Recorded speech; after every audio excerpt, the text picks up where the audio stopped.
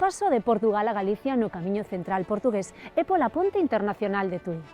Antes da súa inauguración en 1886, os peregrinos tiñan que atravesar o río Miño en barca, ao igual que no camiño portugués da costa. Polo vial superior pasa o tren que une dous países, dúas culturas irmáns, a galega e a portuguesa. Ao fondo, Tui, unha cidade chea de beleza e encanto que foi capital ata o ano 1835 dunha das 7 provincias do antigo Reino de Galicia. Acompañádeme a descubrir o noso patrimonio cultural, a descubrir o camiño portugués.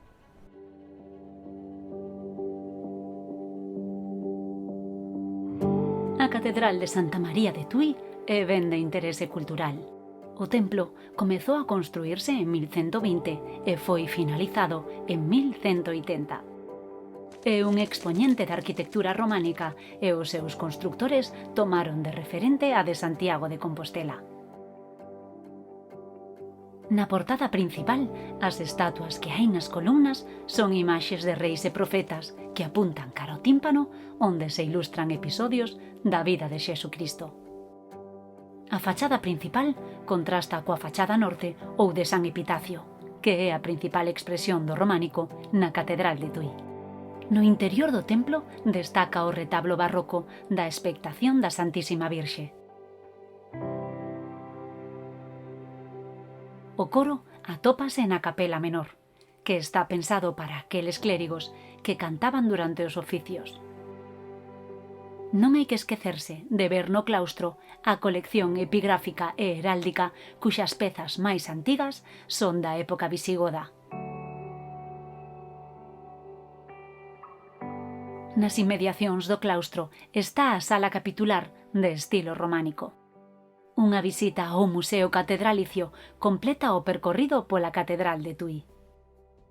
Este espazo alberga pezas de gran valor, como unha colección de cálices e vasos sagrados. Na catedral coñecimos ao patrón da cidade, San Telmo, que, ademais, é protector dos mariñeiros. A grande devoción que hai na vila por este sacerdote levouno a erixir tamén unha capela para honralo. Este templo é un exemplar único do barroco portugués en Galicia, o barroco miñoto. No espazo que ocupa hoxe en día a capela, acabada en 1803, estaba a casa onde morreu San Telmo. O mosteiro de Santa Clara combina o manierismo e o barroco portugués. Viven no mosteiro monxas, as que lles podes mercar os famosos peixes da amendoa. Na nosa visita por Tui non hai que esquecerse de pasar pola igrexa e o convento de Santo Domingo, preto do río Miño. A pegada portuguesa na arte volverémola a apreciar no retablo barroco do convento de San Antonio, que atoparemos no noso camiño en pleno centro da vila.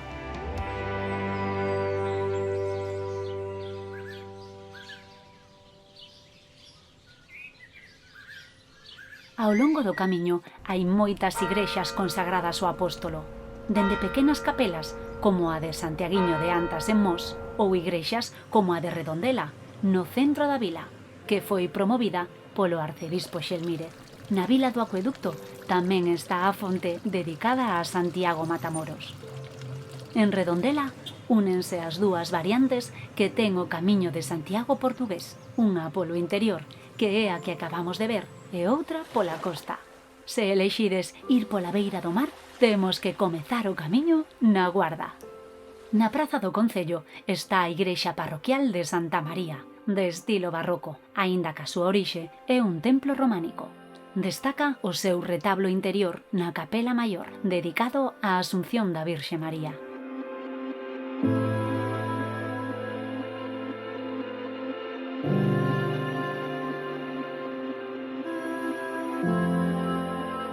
O convento de San Benito foi fundado no século XVI.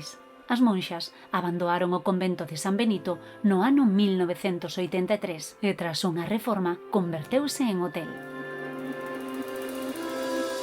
A igrexa do século XVII segue adicada ao culto.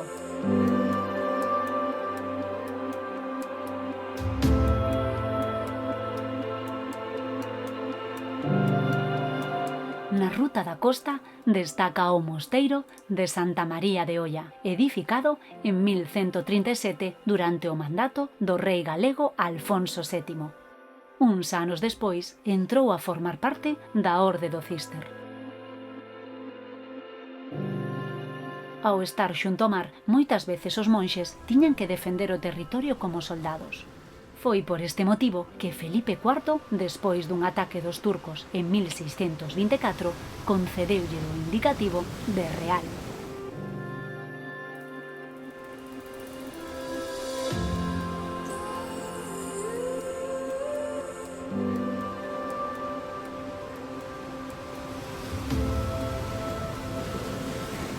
A nosa entrada a Nigrán é por San Pedro da Ramallosa.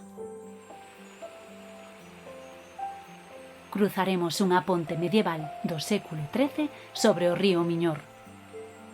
No medio conta cun cruceiro coa imaxe de San Telmo, bispo de Tui, ao que se lle atribúe a súa construcción.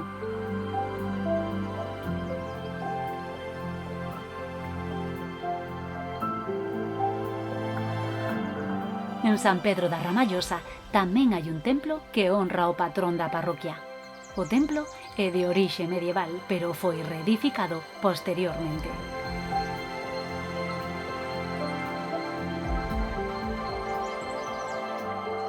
No noso camiño tamén nos atoparemos con San Cid de Nigrán, de estilo barroco.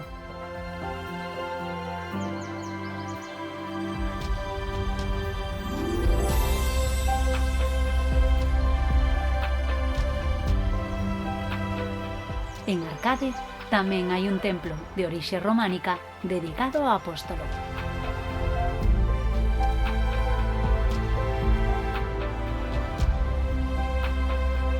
A Peregrina é outro dos grandes templos do camiño portugués a Santiago.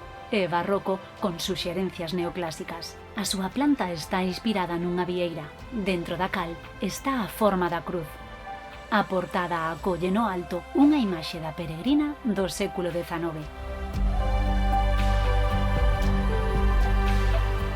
Outros monumentos eclesiásticos na cidade do Lérez son a Basílica de Santa María do século XVI e a de San Francisco.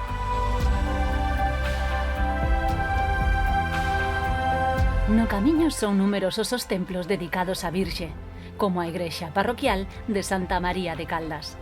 No tímpano podemos ver esculpido un cordeiro que sostén unha cruz, representando o Agnus Dei, moi habitual na arquitectura románica galega.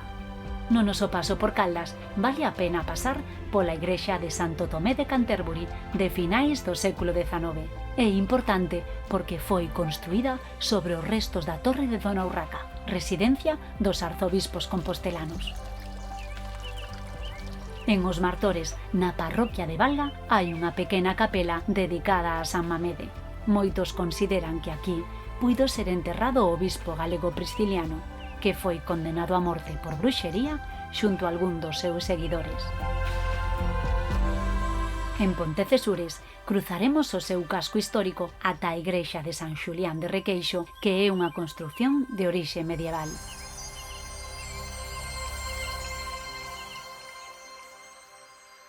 Padrón é un dos puntos máis importantes da lenda do apóstolo. Foi aquí onde apareceu no século I a embarcación que trasladaba os restos de Santiago o Maior. Segundo se conta, foron os discípulos Teodoro e Anastasio os que o trouxeron a Galicia. Unha vez chegaron a Orela do Sar, deixaron o corpo do apóstolo sobre unha pedra, que daquela denominaron o Pedrón. Na fonte do Carme podemos ver un relieve medieval coa traslación na barca, escena que tamén está presente no escudo de Padrón. Sobre o motivo inspirado na vida do apóstolo está outro sobre o bautismo da raíña Lupa. Na nosa estancia en Padrón hai que visitar a igrexa de Santiago onde se garda o Pedrón. O templo foi reformado en varias ocasións e na actualidade é de estilo neoclásico. En Padrón naceu o Premio Nobel Camilo José Cela e tamén a escritora Rosalía de Castro. Os dous literatos teñen museos dedicados á súa vida e obra en Padrón. A Fundación Camilo José Cela ocupa 5 das 8 casas adosadas da antiga Casa dos Coengos. Un camiño lévanos a ascender ao Monte de San Gregorio, máis coñecido como Santiaguiño do Monte. Alí atoparemos unha capela dedicada a Santiago. Na fachada da capela repítese o motivo do bautismo da Raíña Lupa. No noso camiño cara a Santiago de Compostela atoparémonos coa Igrexa da Escravitude, templo mariano que ten moitos devotos dos milagres.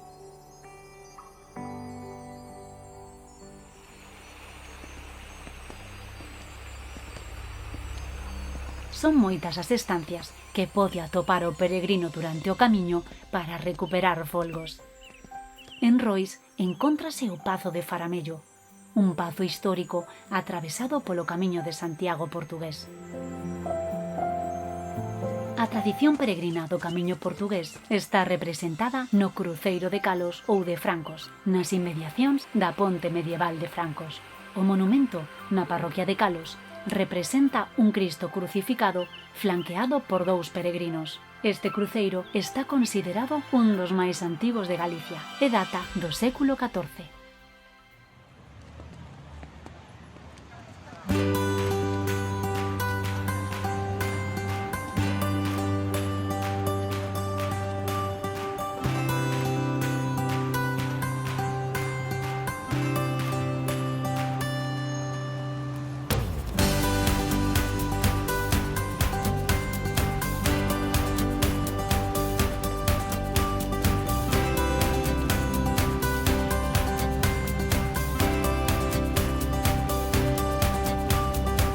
Neste percorrido polo patrimonio cultural do Camiño de Santiago portugués, chegamos ao fin, a Praza do Obradoiro, diante da Catedral de Santiago, que culmina todo este camiño de beleza monumental.